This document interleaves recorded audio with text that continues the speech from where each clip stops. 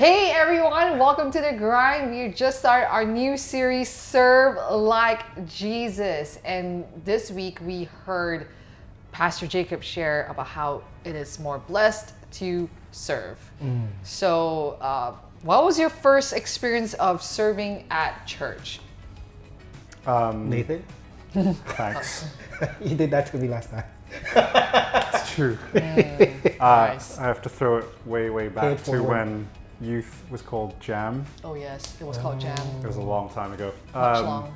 I got asked to take photos of a certain event. I can't remember what it was, but I became the epitome of do a job so badly they never ask you to do it again. I see. And also, it wasn't a digital camera, so we only found out afterwards, and not a single shot wasn't blurry.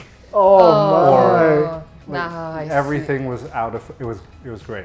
Well, thankfully now that we have digital cameras, we can now check, and Nathan still takes photos of this till this very day. So They're still blurry. No, but to be fair, your shots are really good. yeah, Why, thank you. the beauty of Photoshop and Lightroom. Yeah. Not the shots. Saves, It's the editing. saves my life on a weekly basis. Oh, okay. Mine is a bit embarrassing, but yeah.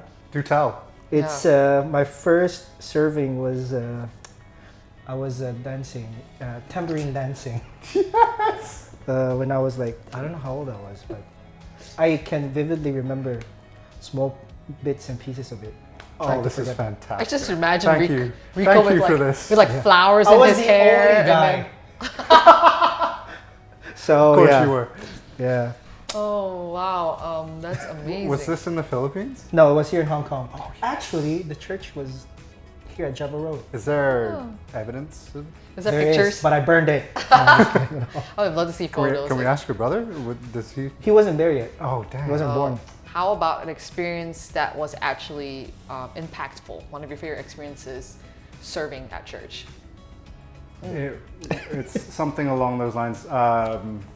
When I used to help with this whole city youth event called Resound. Oh yes. yes. Those are great.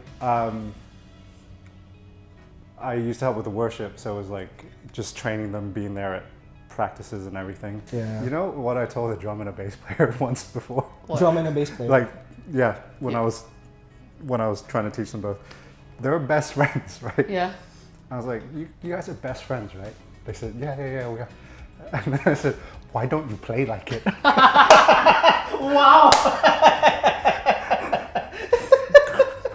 That was where I learned maybe I should count to 10. But did they play better after that? They did eventually, yeah. Oh wow! So maybe those words it were was just fine in the end. the fire that they needed to like. Oh, we need to prove him that our friendship is real. You know, it'll be kind of funny if they're not friends anymore. Yeah, my friend got no rhythm, so we're not friends anymore. I'll just watch you still playing in the same church to this very day. Oh, that'll be kind of cute. And then come Resound Day, just letting them go and do their Yeah, thing. yeah. And then, yeah, so it was very satisfying to see it all come together And I love it when a plan comes together. in the end, because you put so much time and effort into Uh-huh. like making these kids sit still So what? and Yeah. play an instrument. Right. I was gonna ask you, what did Jesus teach you? Yeah. What did you learn in this process? What did Jesus told me to count to 10 before I speak. Okay, that one. That's Yeah. good.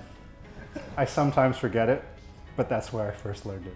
I see. It was a good experience though. Yeah. That was good.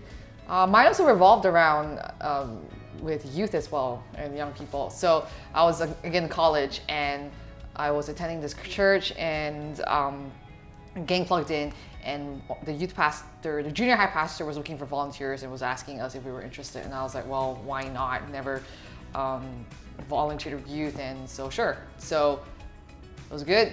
It really taught me a lot, and I really enjoyed it. And I think that was in a way my first step into youth ministry, and yeah, it was cool. So that's where it began. That's where it all began. And like you guys, I was also taught patience. So with all that being said, what's a funny experience you've had while serving? Well, I didn't just serve in youth ministry. There was a season where I was serving in kids ministry.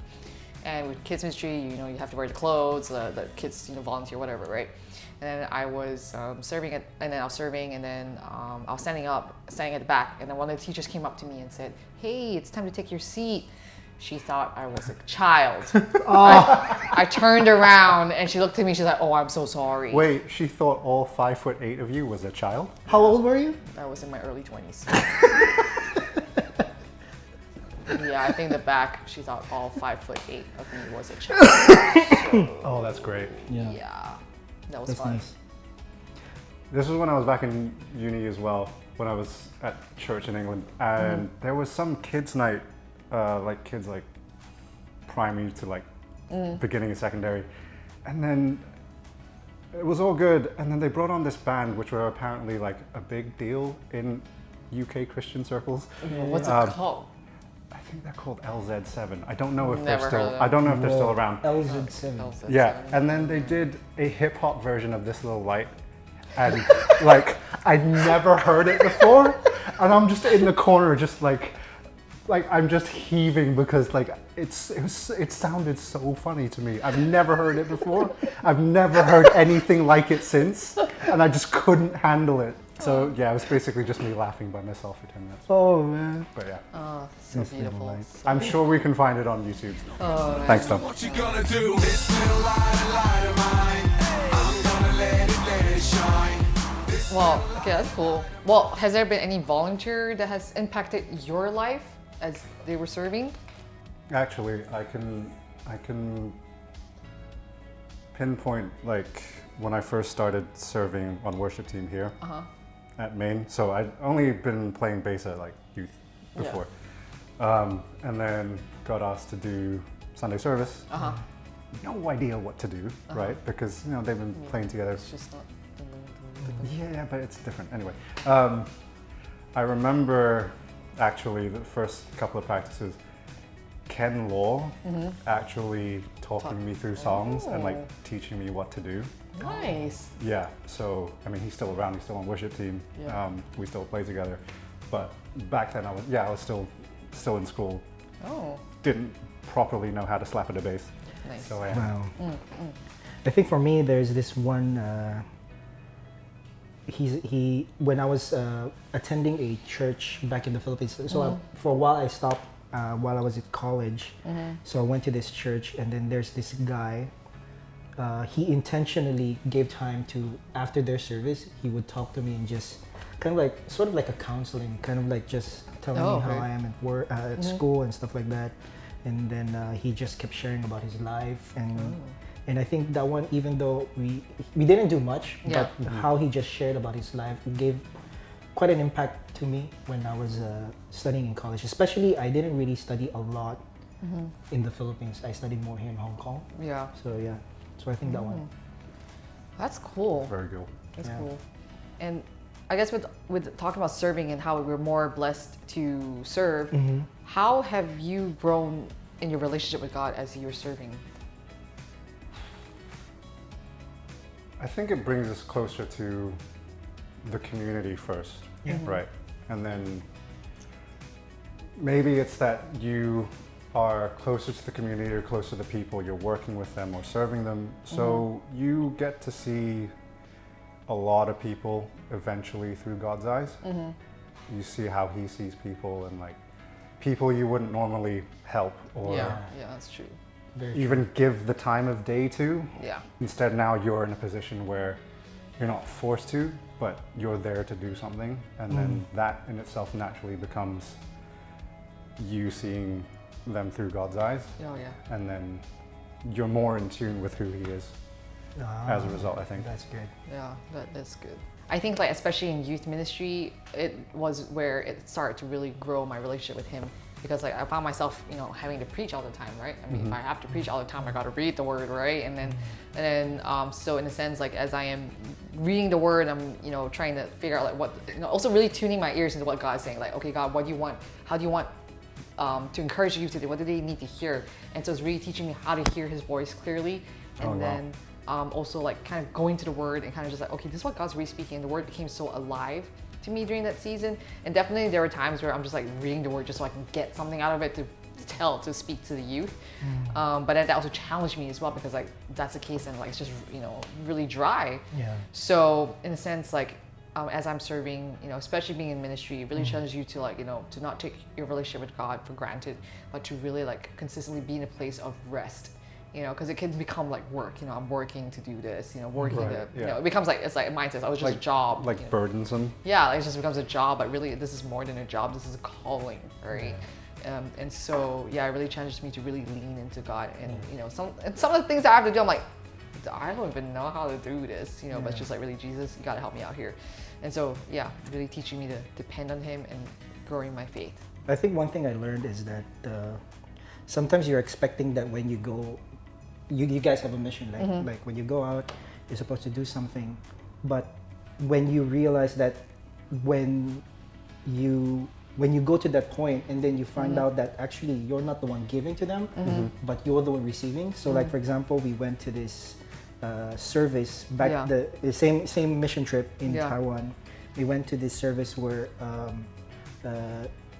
they had this specifically for those who were working in the factory, and then they were just really well prepared. They were dressed really nicely, and then during the service, we kind of felt that the Lord really moved, and it was a crazy thing because for me personally, I think I was feeling like I was supposed to be doing something, but then it kind of reversed in a way, but instead we started receiving.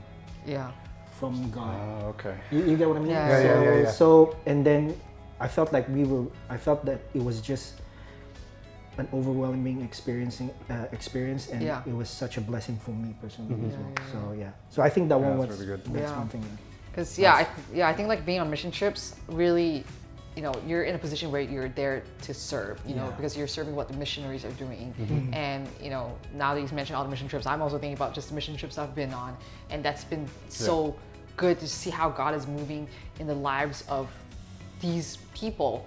Especially the missionaries, because they're there, they really give up everything, to serve the community, and they've committed to being part of the community, to live with them and whatnot. And that's just epitome of really serving. And you can see how their lives have changed and how they're so blessed and so happy. And so being part of that and doing it with them makes me be like, wow, this is a lot so of the time they're just like living on faith, aren't they? Yeah, exactly.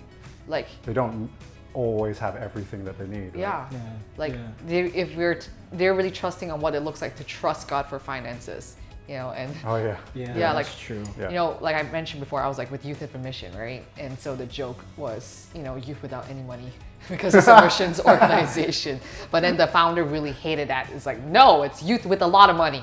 And so, but we all know that like they are in that position because they know that it's worth it to serve. And like in Mark 10:45 says, Jesus came not to be served, Jesus came not to be served, but to serve others, to give his life as ransom. And so it really is a blessing to serve others. And so I guess just as we've been blessed, we're looking for opportunities where we can pay it forward too. And so for those of you who are joining us, share with us how you've been serving and also how God's been has blessed you. And also if you're not yet in a position to serve, I want to encourage you to check out our website for ways that you can serve. And honestly, it is really a life-changing experience because it really grows your faith, and also you serving together a community, and it's really awesome. So volunteer links will be in the description somewhere. Down here. Somewhere now. Anyways, thanks for joining us, and we'll catch you next time. Bye.